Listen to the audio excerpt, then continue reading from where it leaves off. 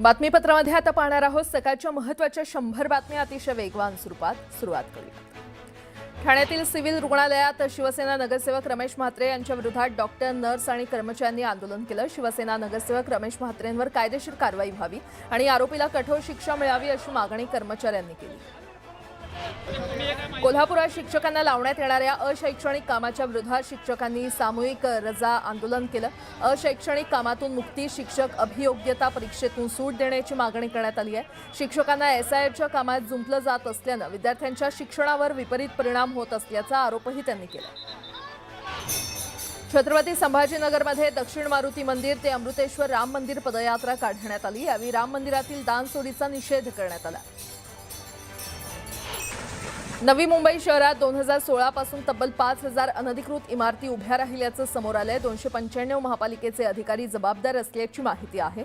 5000 इमारती उभारणाऱ्या भूमाफिया आणि त्यांना संरक्षण देणाऱ्या पुढारी आणि नगरसेवकांची नावं टाकण्यात न आल्यानं महापालिका अधिकाऱ्यांमध्ये संताप व्यक्त केला जातोय। हिंगोली जिल्हा पुन्हा एकदा भूकंपाच्या धक्क्यांनी हादरलाय। 4.6 तीव्रतेचा भूकंप झालाय। हा धक्का वसमत तालुका, कळमनुरी तालुका, औंढा नागनाथ आणि हिंगोली तालुक्यातील नागरिकांना जाणवलाय। यामुळे नागरिकांमध्ये भीतीचं वातावरण आहे। महाडमध्ये भाजप नगरसेवकांना मुजोरी केली आहे। महाड नगरपालिकेमध्ये मुख्याधिकाऱ्यांना मारहाण करण्यात आली। या प्रकरणात नगरसेवक सूरज बामणेसह तिघांवर गुन्हा दाखल करण्यात आलाय। नवी मुंबई कृषी उत्पन्न बाजार समितीमध्ये 30 ते 35% भाज्यांचे दर वाढले आहेत। भाजीच्या गाड्यांची आवक कमी झाल्यानं दरात वाढ झालेली आहे।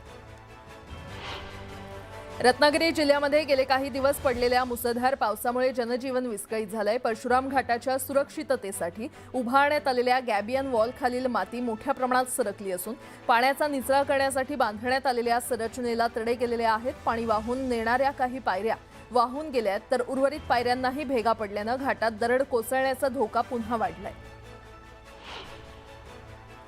संगमेश्वर तालुक्यातील काळंबे हायस्कूलची पावसामुळे अगदी दयनीय अवस्था झालेली आहे। मुसळधार पावसामुळे शाळेलगतच्या डोंगराचं भूस्खलन झालं असून विद्यार्थ्यांच्या जीवाला धोका निर्माण झालाय। आवाज उठवूनही प्रशासनानं त्यांच्याकडे दुर्लक्ष केल्याचा आरोप होतोय। सातारा जिल्ह्यामध्ये मुसळधार पावसाने हजेरी लावली। यामुळे कोयना धरणातील पाणी साठ्यामध्ये वाढ झालेली आहे। यामुळे शाळा महाविद्यालयांना सुट्टी जाहीर करण्यात आली आहे। दरम्यान नागरिकांना काळजी घेण्याचं आवाहन प्रशासनानं केलंय। भंडारा जिल्ह्यातील पालांदूरमध्ये 10 वर्षीय विद्यार्थ्याला भरधाव ट्रॅक्टरनं जोरदार धडक दिली। यात विद्यार्थी गंभीर जखमी झालाय। विद्यार्थ्याला उपचारासाठी रुग्णालयात दाखल करण्यात आलंय। पसार ट्रॅक्टर चालकाचा शोध घेतला जातोय।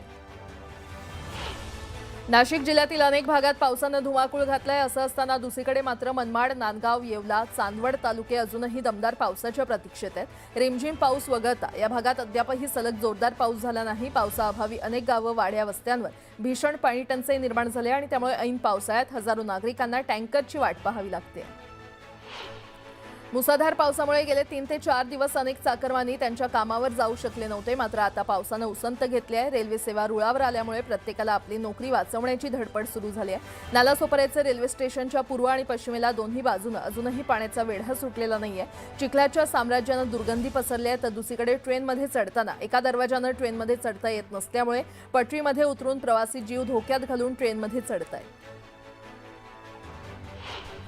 सांगलीत मुसळधार पावसामुळे कृष्णा नदीच्या पाणी पातळीमध्ये झपाट्यानं वाढ होते। अवघ्या 4 तासात नदीची पातळी तब्बल 3 फुटांनी वाढली आहे। पाण्याची वाढ अशीच कायम राहिल्यास पलूस तालुक्यातील आमणापूर पूल पाण्याखाली जाण्याची शक्यता आहे। कोयना धरण परिसरात पडणारा पाऊस, याचबरोबर कृष्णा नदीच्या आजूबाजूला पडणारा पाऊस यामुळे कृष्णा नदीच्या पाणी पातळीमध्ये झपाट्यानं वाढ होते। कृष्णा नदी दुथडी भरून वाहते। नदीकाठच्या गावांना सतर्कतेचा इशारा देण्यात आलाय।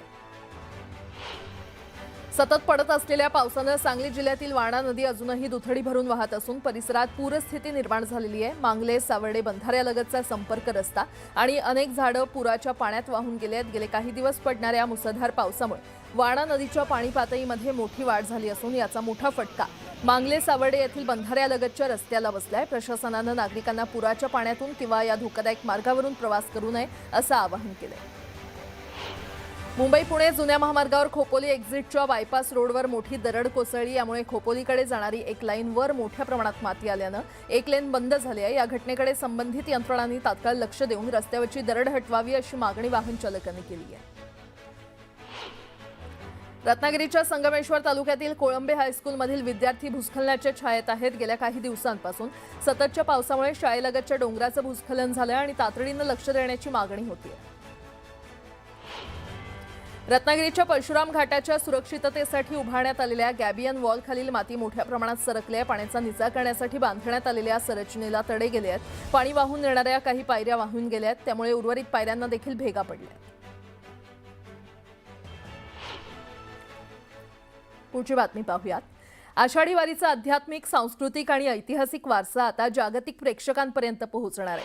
माहिती आणि जनसंपर्क महासंचालनालयानं तयार केलेल्या पंढरपूर वारी in the footsteps of cents या 22 मिनिटांच्या इंग्रजी माहितीपटाचा प्रीमियर शो मुंबईतील नरिमन पॉइंट येथील आयनॉक्स थिएटरमध्ये आयोजित करण्यात आला होता। या प्रीमियरला देवेंद्र फडणवीस, मंगलप्रभात लोढा, प्रवीण दरेकर आणि राम शिंदे उपस्थित होते। वारीची परंपरा आणि संत विचारांचा जागतिक स्तरावर प्रसार करण्याचा हा प्रयत्न असल्याचं सांगण्यात येत आहे। वॉर्नर ब्रदर डिस्कवरी चॅनलच्या माध्यमातून एक अतिशय सुंदर अशा प्रकारची डॉक्युमेंटरी वारीवर तयार करण्यात आलेली आहे। ती आज आम्ही रिलीज केलेली आहे। वेगवेगळ्या भाषांमध्ये ही डॉक्युमेंटरी असणार आहे आणि जगभरामध्ये आपली वारी पोचावी, ही परंपरा पोचावी, या परंपरेमागचं उद्दिष्ट काय आहे, या परंपरेची प्रेरणा काय आहे, यात सहभागी होणाऱ्यांचे विचार काय आहेत आणि याची पद्धती काय, अशा सगळ्या गोष्टी या डॉक्युमेंटरीच्या माध्यमातून आपल्याला पाहायला मिळतात। बेलापूर विधानसभेच्या विद्यमान आमदार मंदा म्हात्रे आणि मंत्री गणेश नाईक यांच्यातील विळ्या भोपळ्याचं नातं संपूर्ण राज्याला माहिती आहे। एरवी गणेश नाईकांवर टीकेची झोड उठवणाऱ्या मंदा म्हात्रेंनी पावसाळी अधिवेशनाच्या प्रश्नोत्तराच्या सत्रात चक्क वनमंत्र्यांची स्तुती केली, तर वनमंत्र्यांनी देखील त्यांच्या मागणीला हसत हसत उत्तर दिलंय। पाहूयात। अतिशय महत्त्वाचा प्रश्न या सभागृहामध्ये आलेला आहे आणि वनमंत्री आदरणीय गणेशजी नाईक साहेब अनुभवाप्रमाणे चांगली उत्तरही देत आहेत। पण शेवटी आमचा जिल्हा एक आहे, तुम्ही भांडणं कितीही लावा पण आम्ही एक आहोत, आणि माझा स्पेसिफिक प्रश्न असा आहे मंत्री महोदयांना की आपण आताच सांगितलं की सगळ्यांनी झाडं लावा, झाडं जगवा, पण आपल्या आमदार निधीतून जर आम्हाला काही मदत करायची असेल तर तसं आपण GR काढणार का, माझा पहिला प्रश्न आहे।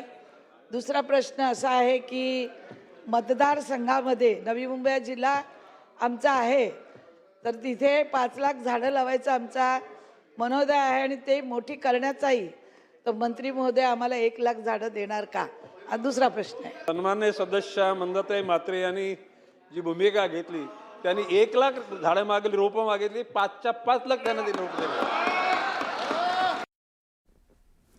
आणि यासोबतच इतरही काही महत्त्वाच्या बातम्या आपण पाहणार आहोत। तुर्तास एक छोटासा ब्रेक घेऊन लगेचच परत येतोय। पाहत रहा न्यूज 18 मराठी, आवाज महाराष्ट्राचा।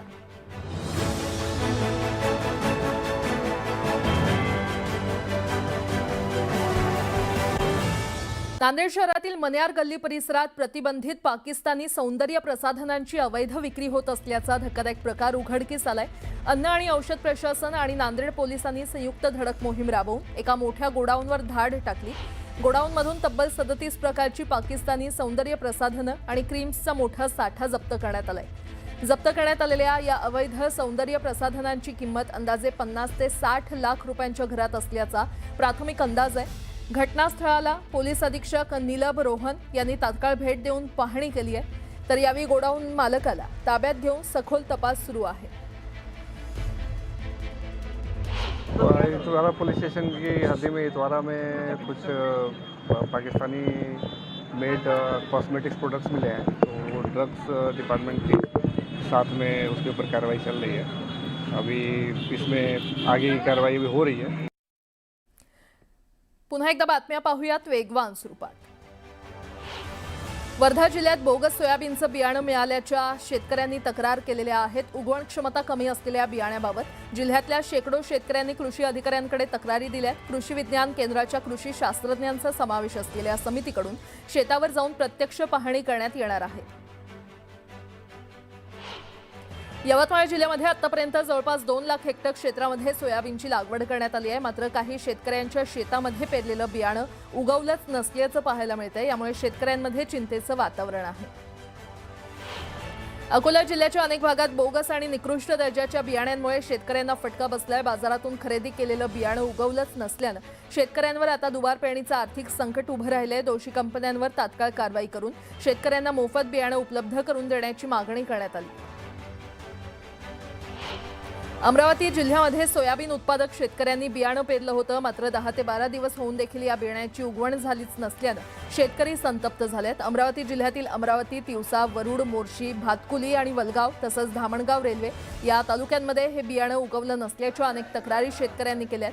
नुकसान भरपाईसह संबंधित कंपनीवर कारवाईची मागणी होतीये. वाशिमच्या मंगरुळपीर तालुक्यात समाधानकारक पाऊस न झाल्यानं शेतकऱ्यांनी चिंता व्यक्त केली आहे. कमी पावसामुळे शेतात पेरलेलं सोयाबीन अनेक ठिकाणी उगवलंच नाही आणि त्यामुळे शेतकऱ्यांवर दुबार पेरणीचं संकट ओढावलंय.